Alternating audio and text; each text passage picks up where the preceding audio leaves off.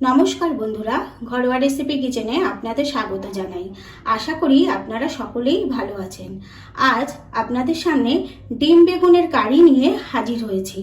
আপনারা তো বেগুনের অনেক ধরনের রেসিপি খেয়েছেন, কিন্তু একবার এইভাবে ডিম দিয়ে বেগুন কারি তৈরি করে খেয়ে দেখবেন, খুব সুন্দর হয় খেতে।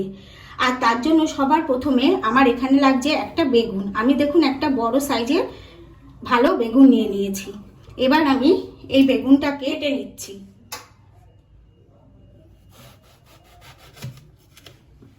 এখানের এই আগার দিকটা আমার বাদ দিয়ে দিতে হবে। এবার একটু বড় বড় সাইজ করে আমি বেগুনগুলো কেটে নেব।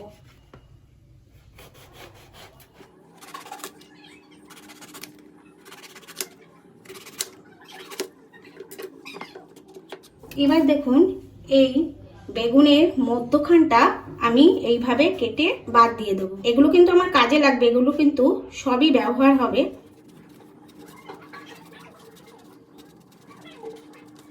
দেখুন, এইভাবে প্রত্যেকটা বেগুনকে আমি কিন্তু এরকম করে নেব।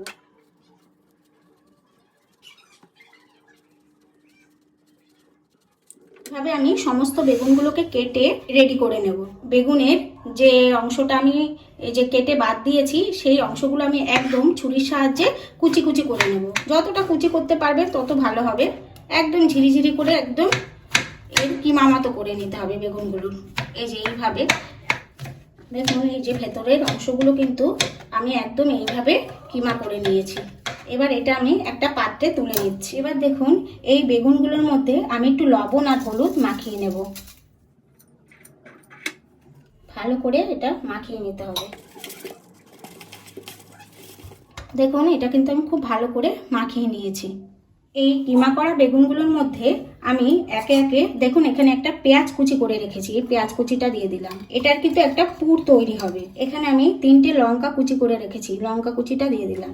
আর সাথে অল্প পরিমাণ একটু ধনেপাতা কুচি দিয়ে দিলাম। এবার আমি এর পরিমাণ অনুযায়ী লবণ দিয়ে দিলাম আর অল্প পরিমাণ হলুদ দিয়ে দিলাম।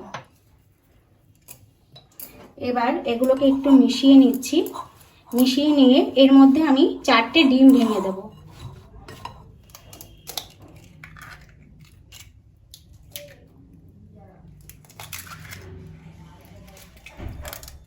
এবার এগুলোকে আমি খুব ভালো করে মিশিয়ে নেব। দেখুন, আমি একটা প্যান বসিয়ে দিয়েছি, প্যানটা গরম হয়ে গেছে। এবার আমি প্যানটার মধ্যে একটু তেল ব্রাশ করে নিচ্ছি। এখানে কিন্তু অল্প পরিমাণ তেলটা দিতে হবে। এবার আমি একে একে এখানে যে কটা বেগুন ধরবে বসিয়ে দিচ্ছি। আর এখন কিন্তু গ্যাসের ফ্লেমটা কিন্তু লোতে রাখবেন।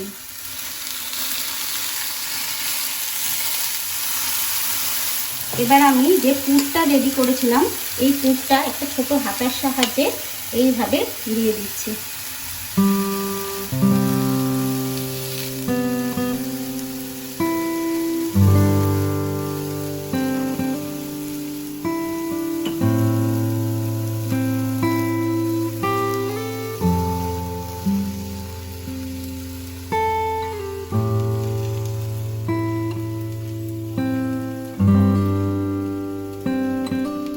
এবার আমি এটাকে একটু ঢাকা দিয়ে সেদ্ধ করে নেব। গ্রেভির জন্য আমি একটা মশলা রেডি করে নিচ্ছি। তার জন্য এখানে আমি একটা টমেটো কুচি করে নিয়েছি, একটু রসুন আছে। যেহেতু এটা আমি পোস্ত দিয়ে করব, তাই রসুনটা কিন্তু এখানে একটু কম রাখতে হবে। তো রসুন আছে, একটু আদা আর কয়েকটা কাঁচা লঙ্কা। আর আপনারা ঝালটা কিন্তু বুঝিয়ে আপনাদের প্রয়োজন অনুসারে দেবেন। এটার আমি একটা পেস্ট তৈরি করে নিচ্ছি। আর দেখুন, আরেকটা বাটিতে আমি এখানে এই চামচের 2 চামচ পোস্ত নিচ্ছি, 1 চামচ সাদা সর্ষে নিচ্ছি। আর এখানে আমি কয়েকটা এমনি যে ভাজা বাদাম, সেই ভাজা বাদাম নিয়েছি। এটারও আমি একটা পেস্ট তৈরি করে নেব। ঢাকাটা তুলে আমি বেগুনগুলোকে একটু উল্টে দিচ্ছি।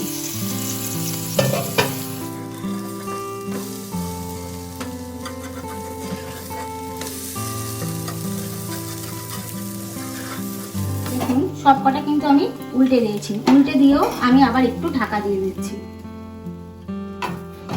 দেখুন, এটা কিন্তু আমার সম্পূর্ণ হয়ে গেছে ভাজা। এবার আমি এক এক করে তুলে নিচ্ছি।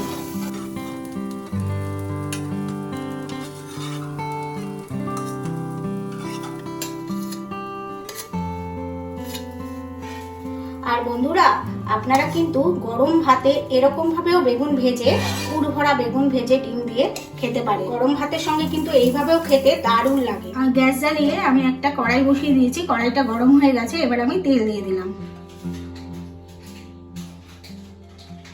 দেখুন তেলটা গরম হয়ে গেছে। এবার আমি 1/2 চামচ কালো জিরে ফোড়ন দিয়ে দিলাম, আর সাথে 2টো শুকনো লঙ্কা, আর সাথে 3টে ছোট এলাচ আর একটু দারচিনির টুকরো দিয়ে দিলাম।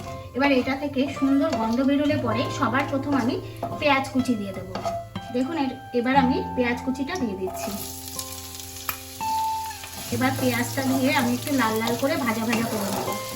আর এখানে আমি 2টো বড় সাইজের পেঁয়াজ কুচি করে দিয়েছি। দেখুন পেঁয়াজগুলো কিন্তু আমার হালকা ব্রাউন কালার হয়ে গেছে।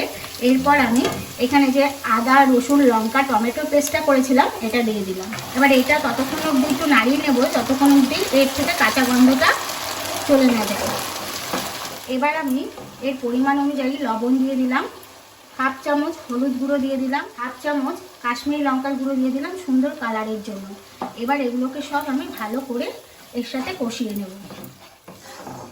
আর দেখুন আমার এখানে এক্সট্রা এই পুরটুকু বেঁচে ছিল ডিমে, এর জন্য আমি ডিমের এটা এখানে দিয়ে এর সঙ্গে ভালো করে কষিয়ে নিচ্ছি।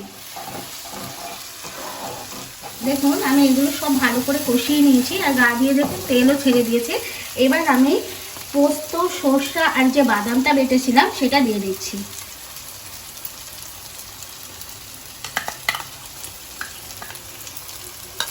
দিয়ে ভালো করে আবার মিশিয়ে নিচ্ছি। আর দেখুন আমি একটু সাথে বাটি ধোয়া জলটা দিয়ে দিলাম, দিয়ে এবার একটু এটাও ভালো করে আমি একটু কষিয়ে নেব। বন্ধুরা, পোস্ত বাদামটা দেওয়ার সময় কিন্তু দেওয়ার পর একটু গ্যাসের ফ্লেমটা লো টু মিডিয়ামে রেখে কষিয়ে নেবেন, তা না হলে কিন্তু লেগে যাওয়ার ভয় থাকবে। দেখুন এটা আমি কিন্তু একটুখানি সময় কষিয়ে নিয়েছি। এবার আমি এখানে ফেটানো টক দই 2 চামচ দিয়ে দিচ্ছি। আমি দইটাকে আগের থেকে ভালো করে ফেটিয়ে নিয়েছিলাম, দিয়ে একটু মিশিয়ে নিচ্ছি। আর সাথে ব্যালেন্সের জন্য একটু মিষ্টি দিয়ে দিচ্ছি।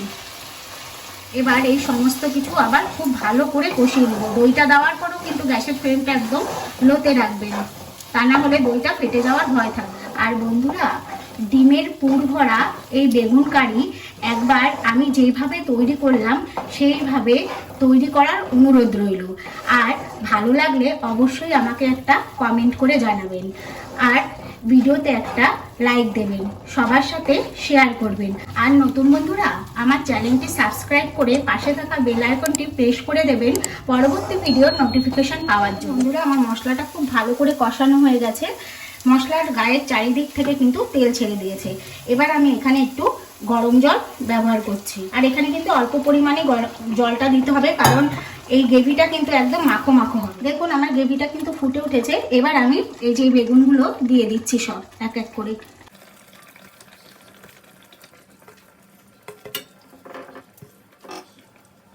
এবার আমি একটু ঢাকাটা দিয়ে এই মিনিট 2 মতো হতে দেব। এবার আমি ঢাকাটা খুলে নিচ্ছি, আর আমি মধ্যে একবার নাড়িয়ে দিয়েছিলাম।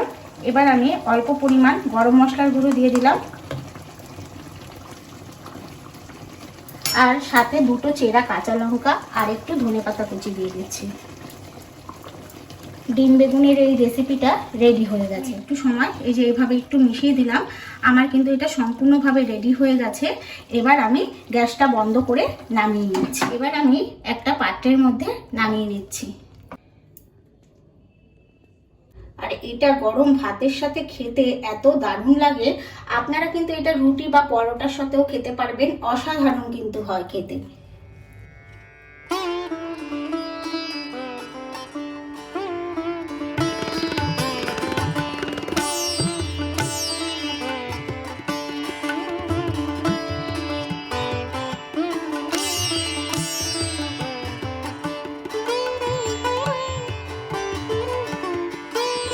দেখুন বন্ধুরা, আমার কিন্তু ডিম বেগুনের কারি পরিবেশনের জন্য সম্পূর্ণভাবে রেডি।